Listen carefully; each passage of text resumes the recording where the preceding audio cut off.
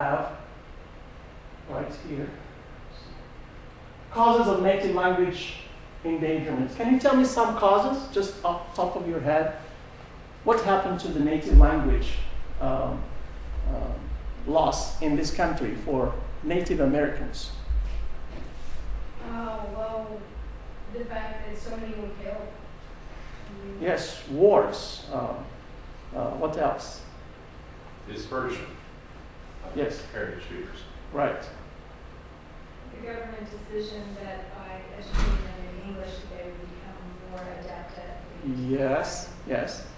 And policies, governmental policies and practices also, all of that. In fact, one of my colleagues from Arizona, she published in the same journal that I edited, and she's considered an expert in Native American languages. Here's what she says.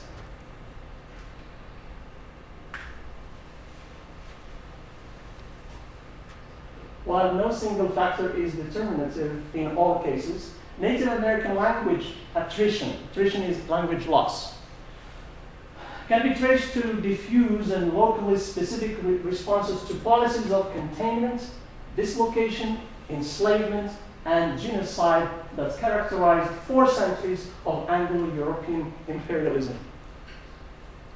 I don't think you can say it better than that. That's right there in a nutshell. And of course, she went on explaining the reasons behind that.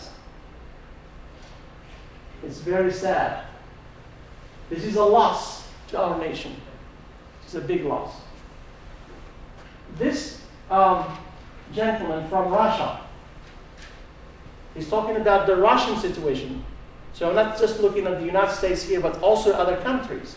In Russia, there is a language called Nenets. And here's what he thinks about that situation.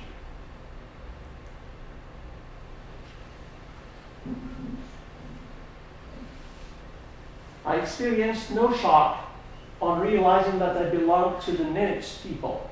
Everything was formed during my childhood. Both my father and my mother spoke Nenets. They did so without embarrassment, even in the presence of strangers. Regretfully, though, the environment in which children now find themselves for the greater part of their time, at kindergarten, at school, has had an impact. They talk with their parents only in the mornings and in the evenings. I can take this scenario and duplicate it or apply it to a US home of immigrants, and it will work. It's the same situation. It's not just in the United States, but worldwide. So he's talking about how they are deprived from that interaction with the home language, the heritage language, and all of that.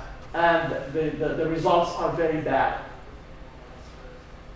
I'll be glad to share with you some more of this if you want, if we have time. So, in a nutshell, we can say that language engagement may be caused primarily by external forces, such as military, economic, religious, cultural, or educational subjugation. It may also be caused by internal forces, such as a community's negative attitude towards its own language, or by a general decline of group identity. So that is also a cause. Internal pressures always derive from external factors. Together, both of these factors, they halt the intergenerational transmission of linguistic and cultural traditions. I bet you that in this room, I have people who came, whose grandparents came from Czechoslovakia, for example. Yes, at least I know one. Jamie, do you speak any language now of your heritage? A few phrases. Few phrases. So this is very, very typical. But there are some people who think like that. Why can't you just speak English only and give us a break? There is that mentality. That's evil, to say the least. Heritage language preservation is a multi-generational effort. It comes from the speech community first. The loss of intergenerational language transmission is the most significant factor in language endangerment. Language loss begins with language shift. And I'm talking to you about these things because I also experience them on a daily basis with my children. And I don't want that to happen to them. I have 3 kids. The oldest is 17. I have 10 and 7. There is a tendency, and you can check this with your friends and neighbors, there is a tendency among kids when they go through language shift, it's called language shift, that when you talk to them in the heritage language, they respond in English. It's automatic, that's how they go. They understand what you are saying in the heritage language, but they respond in English. I have a rule at home that cannot be broken. My wife and I made it clear to them from the very beginning that this is the rule. When you are at home, you'd better speak Arabic. Otherwise, we will not communicate with you. So if they want to get something done, they know what to do. They speak Arabic. So that's the rule. Because if we let that language shift go on, what happens is that language shift will transform into language loss. They will lose the language. Heritage languages typically used to die in 3 generations. Now, 2 generations. Can you tell me why? Why is it that in the past people could maybe get away with it for a little bit, but now, within 2 generations, the language is gone? That's because of the impact of and how sophisticated how our society has become, and the impact of the dominant culture through the mass media and technology and development has dominated all the sectors of life. So it has become almost impossible to go on for another generation with your heritage language. What can parents do? There are certain things that we can do as parents. 1, parents and immediate family members appear to have the most important role in passing a language from one generation to another. That's how research tells us, and by experience also. Set rules at home. For example, I just shared with you the rule that we have at home. Use native language only for communication purposes. Don't give up. Be patient.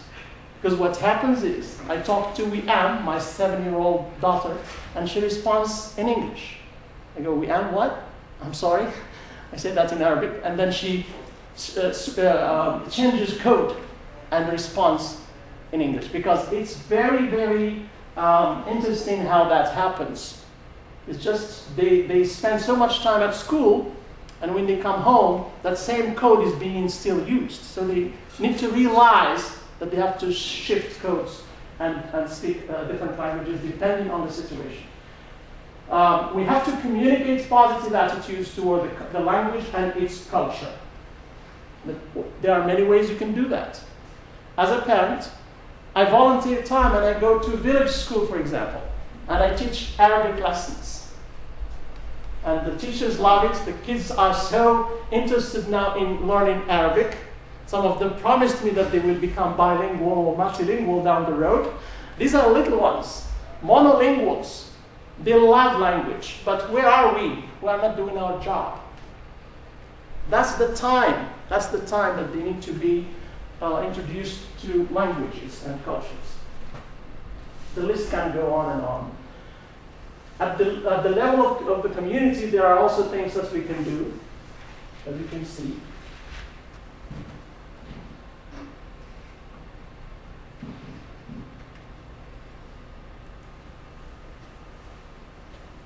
How heritage language loss affects family relationships. This is something that many people don't think about. When you lose that channel of communication that has so much into it, it develops a unique relationship between the parent and the child and their relatives. When they use that heritage language to communicate instead of another language. When we use language, or when we have good family relationships to start with, we are going to encourage language use, heritage language use. So that relationship is going to foster heritage language use. But if we don't have that language use, it will affect family relationships. So in other words, this thing has an interactive relationship. The more you use the heritage language, the more you strengthen the relationships, and vice versa. And the opposite is true. I'm currently doing data collection and analysis from a survey that I administered to migrants, parents, educators, and administrators. Look at this question I asked. Do you shift or choose to use English in order to better communicate with other members of your community? Overwhelmingly, the respondents said yes. And when I asked, when you talk to your children or young people in your community, do they reply to you in English? 76% said yes. So it is happening. I know. I know that thing is happening. And all we can do is educate, inform, raise awareness of this danger. Because when we lose a language, we're losing a lot as a nation. Heritage language instruction and academic achievements. Look at this, people. Bilingual, multilingual children outperform their monolinguals. Studies, longitudinal studies have established that as a fact. No question about it. I'm a living example in front of you. I do research in Arabic and French and English. And when I research in Arabic, I discover things that I cannot discover or learn or study in English. Therefore, I outperform my colleague who only uses English. True or false? Yes, it's a fact right there. And I also can go and look and use French. And when I'm using French, I'm going to have access to some other databases and information that I cannot access when I'm using other languages. So a multilingual, bilingual person is a huge asset for a given nation. Did you ask yourself what the subtitle of the speech was, or the talk? It says, beyond what? Do you remember? Beyond the NSLI. What is that? Never asked yourself? It's the National Language Security Initiative. It's a law. It's a law that was initiated by President Bush. When? After 9/11. Now, do we need 9/11s? How many 9/11s do we need to initiate laws and policies that are reasonable, that are useful? Now, in the following slides, I'd like to share with you some of the policies and efforts made since 9/11 and a little bit before. Some of them were going on there, but they were not strengthened. That's the reason why 70 agencies in the United States realized at the wake of that horrible event that they did not have experts and linguists who can speak Arabic and other languages. Of course, if you don't have those experts and people who can help you, how can you access information and accurate information? That's very sad. So things started to move, and then we got all these departments to start to do something. And here's a list of programs and things that have been initiated and established. For example, the Foreign Language Assistance Program, the FLAP, which gives huge grants to school districts and universities to establish and develop programs for foreign language education. All of these are excellent resources. Language resource centers is another thing that the US Department of Education has established. And there is a link for that also. I'll make this available and also share it with you electronically if you would like. I'd be glad to do that. I did not bring hard copies just to save some trees, but I think I can send you the email. I thought about it, actually. I talked to Dwight there and said, if you want me to make copies, I said, sure, you can make copies. But then after I thought about the ecosystem and all of these things that I'll be talking about, why am I going to do that since we have the electronic way of doing it? So I'll share with you all these resources, and you can explore them and access some of them.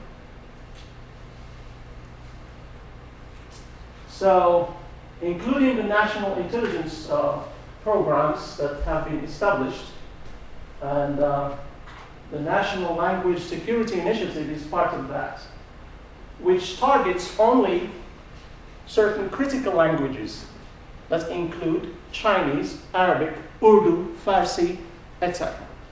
Some of the languages that are considered critical to our national security. Organizations that promote linguistic diversity, there is a list of those, and my students are required to know them. You are not, just my students. No, you should also access and get to know these organizations that we are affiliated with. They have been doing an excellent job, many of them. However, it should be noted that unless some more comprehensive efforts are made and unless societal attitudes change, nothing is going to happen. Heritage languages are lost over time, both in the individuals who speak them and in their speech communities. And they typically die out within, as we said, within 2 to 3 generations.